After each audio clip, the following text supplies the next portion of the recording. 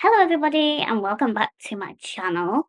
Today we're going to be talking about those low energy days because if you saw my last vlog, you'll know that I get them a lot. And on my socials I try and share the real stuff, and that was a very real day. And I wanted to share in this video how I get through those kind of days. Obviously, that video wasn't a very good example because everything I'm going to say in this video, I did the opposite. But we learn together. And basically, I'm making this video for myself as well. So come along, get a cup of tea, and enjoy. So, thinking about low energy days, the first tip I give is to just acknowledge that it's a low energy day. Any kind of disability, chronic illness, it's really difficult to pinpoint what's actually wrong. Like, sometimes you can be pacing, like, I'll just roll up and down my flat for an hour thinking what's wrong with me, when actually I know I just need to rest, but my brain just can't compute it. So, yeah, the first tip is to just acknowledge it, and it takes that kind of burden away almost, as to keep thinking about it over and over again. Just acknowledge today is a low energy day. We're labeling it, we're naming it, let's get on with it. The second tip is something that I do now all the time.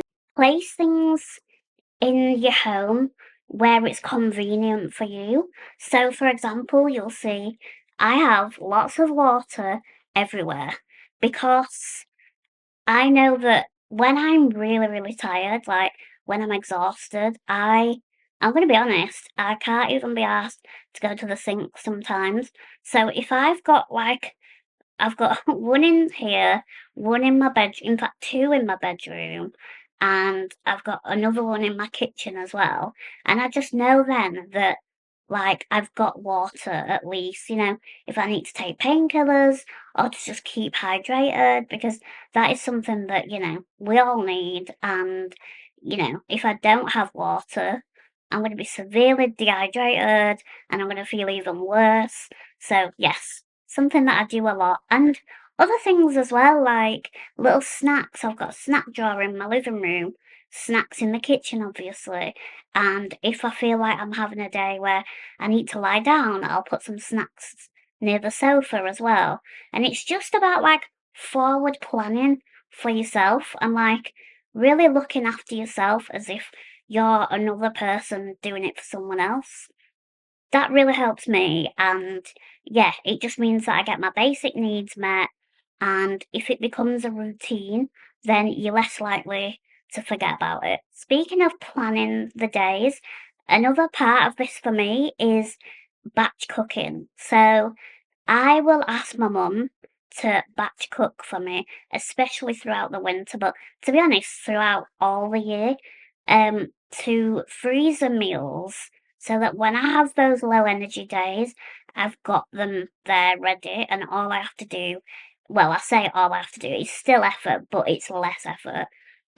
Putting the meals in the microwave, and I know I've got a healthy, warm lunch, dinner, whatever it is. And it's just something that I don't have to worry about. I don't have to think, oh, I've got to get chopping, I've got to do this, I've got to do that. Or, yes, there are always takeaways, but they are a lot of money, and, it adds up to a lot. And personally for me, I don't want to be having takeaways every day. Obviously, that's not, some people do, some people have to, but yeah, for me, I'd rather like have some fresh meals in the week and yeah, have a takeaway every now and then. So that's something that we really make sure I have now consistently every week, and that's so helpful because I know that I've got at least something to eat when I need it. And then planning in terms of not just food. This sounds a bit silly, but it works for me, like hair care and skincare. So it depends if you can read your body well enough to know that, tomorrow might be fatigue day, or, you already know that tomorrow, for whatever reason, you might have had a really long day or a really busy day.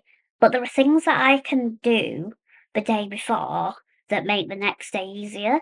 So, for example, if I have the energy, I'll have a shower that night so that I know I can wake up and I don't need to have a shower.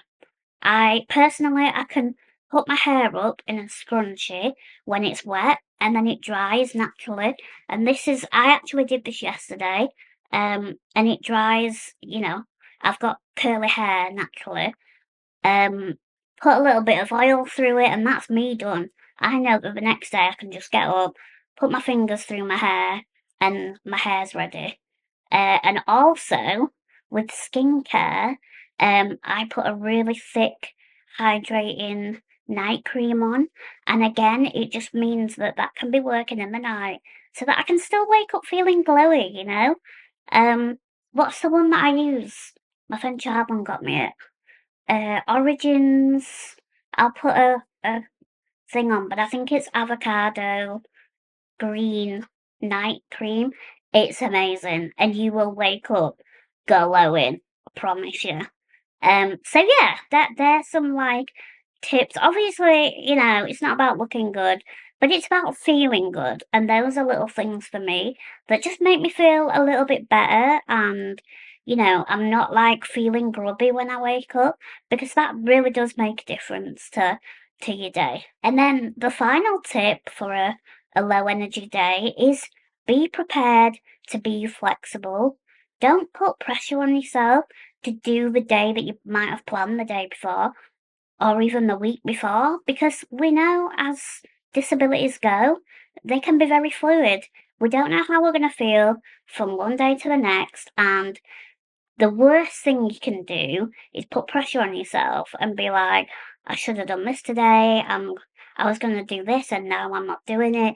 Today's a failure. Like, it's very easy to do that, but just remember that you can switch your days around. Today could be a low energy day, but tomorrow could be a productive, in quotes, day. Or you could do a couple of things today and a couple of things tomorrow. Like, you are your own boss in your day. And just remember that. And how you speak to yourself. This sounds really cliche and cheesy, but I'm only saying it because these are things that I say to myself, but like, the way I treat myself is like impacts my day. So if I talk shit to myself, I'm gonna feel shitty. But if I say to myself, I've done really well today, I've done two things. Yeah, I wanted to do four things, but I can do the other two things tomorrow.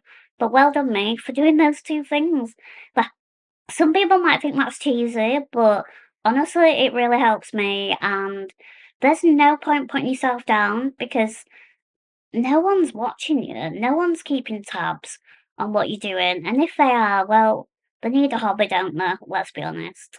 Anyway, that's just a little quick video of my thoughts, and it's coming up to winter soon, so a lot of us in the disabled community are going to be feeling this often. So start now, start, changing little things, make yourself feel good, and yes, look after yourself this winter.